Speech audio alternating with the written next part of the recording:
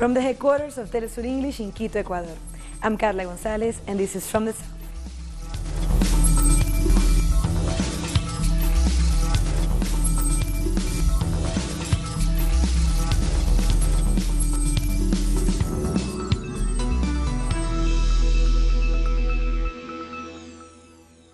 U.S. President Donald Trump and Russian President Vladimir Putin are at the presidential palace in Helsinki, Finland, for their official meeting as heads of states. On arrival, they briefed the press where Trump said their relations with China and nuclear weapons would be the main areas of discussion. He said he hoped for an extraordinary relation with Putin and congratulated him on the successful conclusion of the World Cup. The two leaders then headed into a closed-door one-on-one meeting with just their interpreters allowed to attend. Most importantly, we have a lot of good things to talk about and things to talk about. We have discussions on everything from trade to military to missiles to nuclear to China. We'll be talking a little bit about China. Our mutual friend, President Xi. And hours before meeting President Putin, Trump blamed past U.S. leaders for the deteriorating relations with Russia. In a tweet, he said, quote, "Our relationship with Russia has never been worse thanks to many years of U.S. foolishness," end of quote. Russia's Ministry of Foreign Affairs replied to the tweet, saying they agree that the relations have been bad and that the U.S. had been responsible. On Sunday, activists in the Finnish capital projected a series of messages on the walls of the presidential palace, calling for attention to freedom of press and equal rights for LGBTI people. Messages in support of Chechnya were also seen on the billboards. Several protests are expected to be staged in Helsinki on Monday. The 24th Sao Paulo Forum in Cuba opened on Sunday with more than 400 participants and special guests. Over the next few days, political parties and social movements from Latin America and the Caribbean will discuss cohesion and unity in the region. Participants will debate the role of women and youth, parliaments, media and culture. Social platforms and movements are also expected to debate the legacy of the Cuban revolutionary leader Fidel Castro and the need to build a stronger and united region. United we are invincible, just as the legacies of our great heroes, such as Fidel Castro, Hugo Chavez, Néstor Kirchner, and all of them, like Shafiq Handal in El Salvador, who gave all of his life for the transformation, for change, for the revolution. We as well hope to work each day for transformation, so that our people can live happily. And with these resolutions that we are going to take in this 24th meeting, we are going to leave this forum with greater strength, with strong will, with greater commitment and strength to make the revolution on the continent. Thank you to Venezuela for the constant solidarity. We send you strength as you confront this blockade that you are suffering. We know that with the leadership of our friend Maduro, with Delcy Rodriguez, with the other comrades who are looking over the other areas, taking on the leadership of Venezuela left by Hugo Chavez, the people of Venezuela are going to come out ahead. Much peace, harmony, but also firmness and conviction to resist the neoliberal onslaught. Hugs and strength to Venezuela. Nicaraguan President Daniel Ortega and his supporters marched from the capital Managua to the town of Masaya to commemorate a key moment in the 1979 defeat of the regime of Anastasio Somoza. Ortega called for peace and accused the opposition of acting maliciously and with hate as protests continue across the country. The president joined the march with his wife and Vice President Rosario Murillo 2 hours after it started. President Daniel Ortega is here to stay. We are showing the Nicaraguan people the extent of the support that the commander has. He stays, yes, he stays. Meanwhile, the Nicaraguan National Police confirmed the killing of Gabriel Vado Ruiz, a policeman kidnapped by opposition groups. Authorities said he was tortured and incinerated on Sunday. The officer was reportedly kidnapped on July 14th while he was traveling to Jinotepe in the south of the country to visit his family. The Nicaraguan National Police rejected this act. And opposition groups also took to the streets during the weekend after a 3-day general strike last week. People paraded in cars and motorcycles from Managua to Ticuantepe, demanding the resignation of President Daniel Ortega. They also asked for peace, justice, and demanded early elections. Former Ecuadorian President Rafael Correa has been speaking out about threats he received from a journalist in Belgium a week ago. In a public statement, Correa explained that Ecuadorian journalist Ramiro Cueva approached him in the Belgian city of Louvain-la-Neuve, where he lives, and said he wouldn't shoot him because he was with his daughter at the time. Correa said that neighbors assisted him in handing the journalist over to the police, although Cueva has denied that the events unfolded like this. Both went to a police station to explain what happened. Haitian President Jovenel Moïse called for an end to violence on Saturday as he promised to quickly replace Prime Minister Jacques-Guy Lafontaine, who resigned earlier in the day. Lafontaine faced a no-confidence vote after a move to lower fuel subsidies prompted days of violent protests. Violence pas marcher avec développement ni démocratie. Violence does not work with development and democracy. We have to cut bridges with these old practices that are putting the country behind. As head of state, I have issued instructions to every official in the state. Every person in his or her own interest must ensure the safety of the lives and property of people across the country of Haiti. Prime Minister Jacques-Guy Lafontaine resigned before he appeared in the parliament ahead of a vote of no confidence. The Prime Minister was seen as instrumental in the rise of fuel prices, which has sparked massive protests in early July. Shortly after he was forced to postpone the decision. Meanwhile, the opposition deputies in the parliament were calling for his removal. Let's go to Rolando Segura in Haiti with the latest. Sí, saludos desde Puerto Príncipe, Haití. En efecto, after being questioned in a parliament session, Jacques-Guy Lafontaine indeed confirmed that before arriving in the Haitian parliament, he had delivered his resignation as prime minister to the president of Haiti, Jovenel Moïse. This is something that the opposition has deemed unconstitutional, because it should be Parliament who declares the motion of censure or no confidence in the Prime Minister. In the meantime, outside of the Parliament building, there were some protesters. The opposition had called for a massive protest, but they just barely managed to summon a dozen of people. The protest was broken up by security officials when it began to get violent. In the meantime, we wait for the reactions from the different sectors of Haitian society. The Prime Minister's resignation came after major protests after the announcement of gas price hikes of 50%, and despite revoking the measure, calls still remained for his resignation.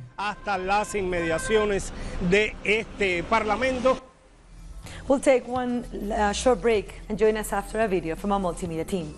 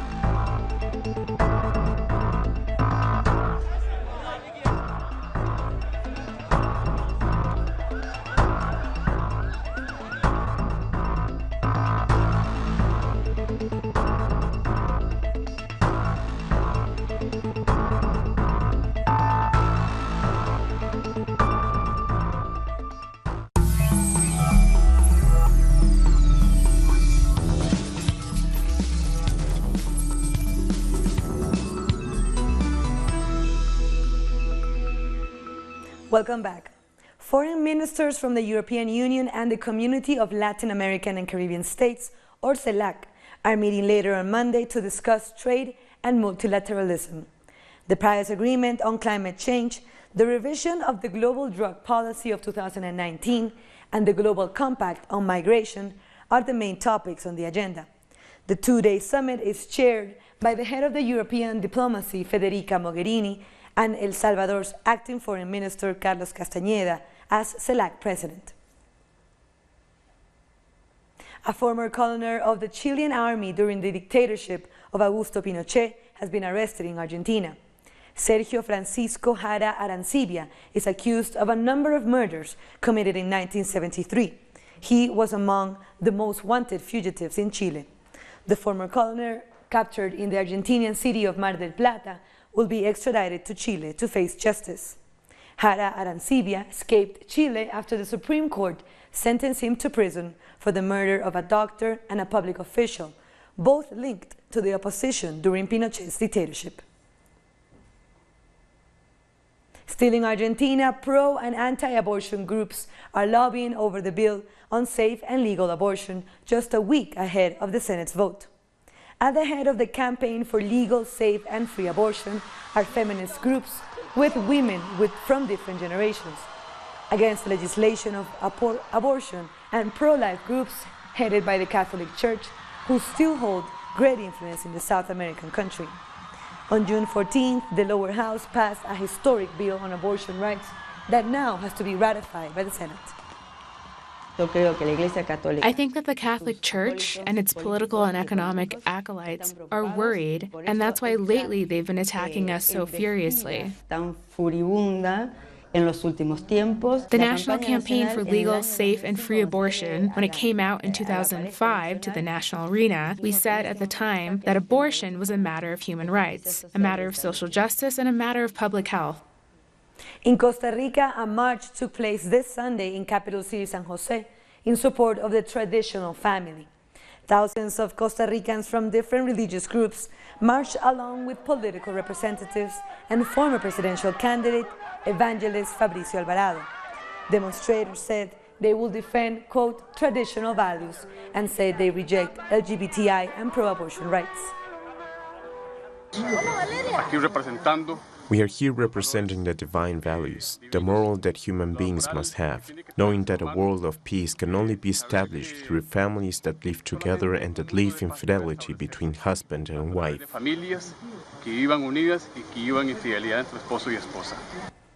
Costa Rica is expected to approve equal marriage this year after a ruling by the Inter-American Court of Human Rights last January that said that signatory countries of the American Convention of Human Rights should allow same-sex marriage.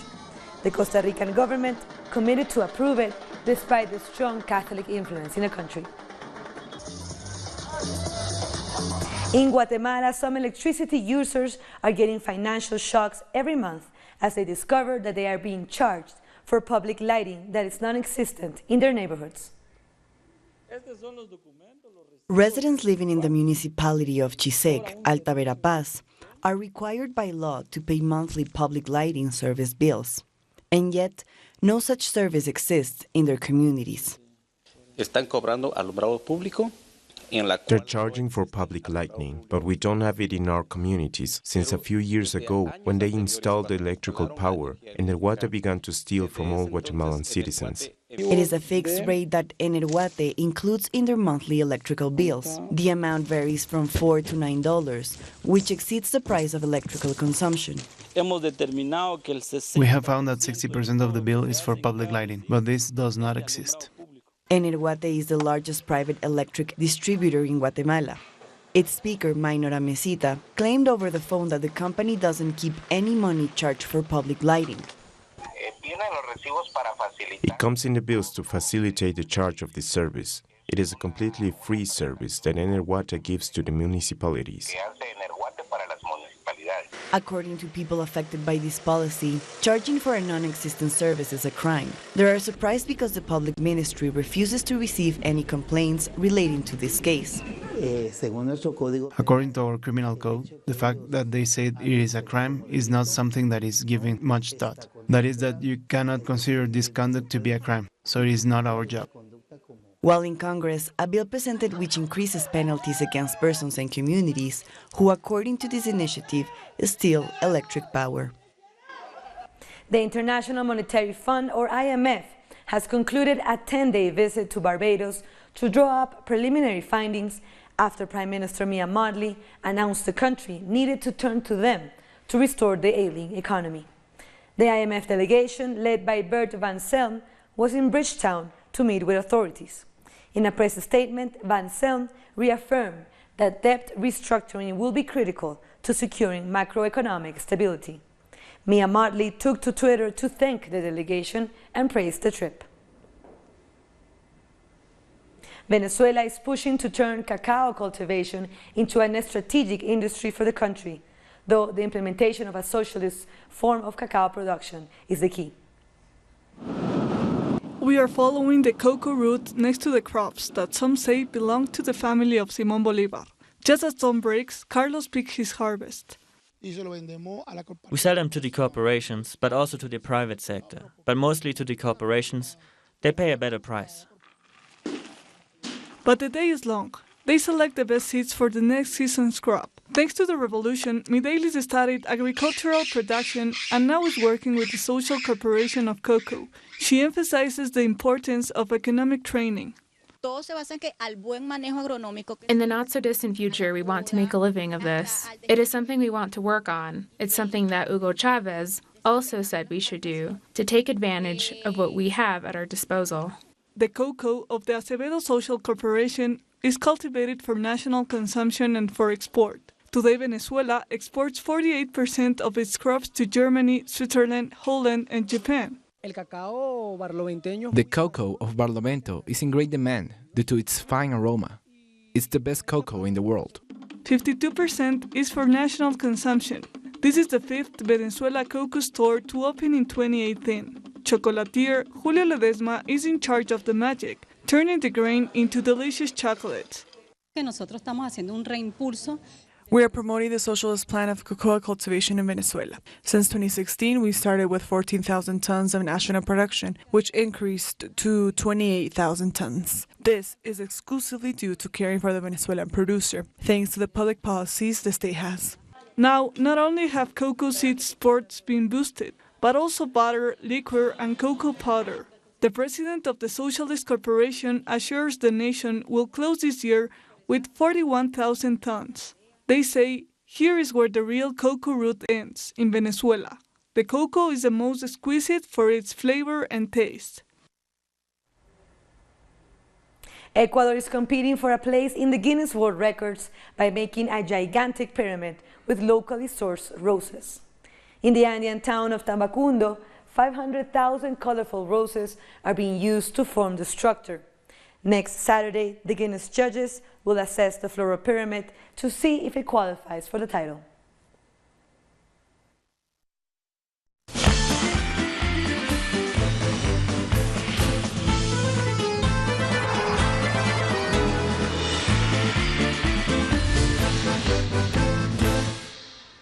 And speaking of titles, France is the new World Cup champion. France beat Croatia 4-2 in Moscow for the final. Croatian striker Mario Mandzukic scored an own goal to give France the lead. Ivan Perisic tied the game 1-1. Antoine Griezmann scored a penalty goal at the end of the first half. Paul Pogba and Kylian Mbappé scored in the second half for France. And Mario Mandzukic scored the second goal for Croatia. And in Paris, fans were overjoyed as the national team won the tournament 20 years after it won the World Cup for the first time. 90,000 people gathered next to the Eiffel Tower, honking horns and chanting the Marseillaise. Hundreds of thousands of blue, white and red French flags fluttered in the breeze at the French capital. Also, the boom of fireworks and firecrackers filled the air to celebrate France's second world title 20 years after their triumph on home soil in 1998. Football and the World Cup, all of these bring people together and allow us to put aside our differences. And that's a really good thing, because right now I think everyone is proud to be French. This is great. People are together. Everybody got together in a good atmosphere. There's no trouble. Everybody is in a good mood and it's great. It makes everyone feel better and we're happy to be here and proud to be French. 14 out of the 23 French players have African origins and 15 players of them have a migrant background. They come from the Democratic Republic of Congo, Morocco, Senegal, Mali, Guinea-Conakry, Cameroon, Togo and Algeria. Croatian football fans also celebrated despite their team's losses in the World Cup final. The fan zone in the capital city Zagreb turned into a giant street party with fans singing and celebrating long after the final whistle was blown. It was very good. It was a clumsy win for the French. We played 16 times better, but we were not lucky, and they definitely were. It was really difficult to watch and I was crying. The sheer fact that they made it to the finals means almost as if we were the World Cup winners. I'm actually happy with everything today. And to tell you the truth, the first and second matches Croatia played for me were more difficult to watch. The World Cup final was briefly interrupted by 3 protesters linked to the Russian group Pussy Riot. In the 52nd minute of the game, a group of women dressed in Russian police uniforms charged onto the field. On their Facebook page, the Pussy Riot said the invasion was a performance intended to bring attention to what they claim are human rights abuses. Fans in Russia are getting the opportunity to see what they can expect 4 years from now in Qatar.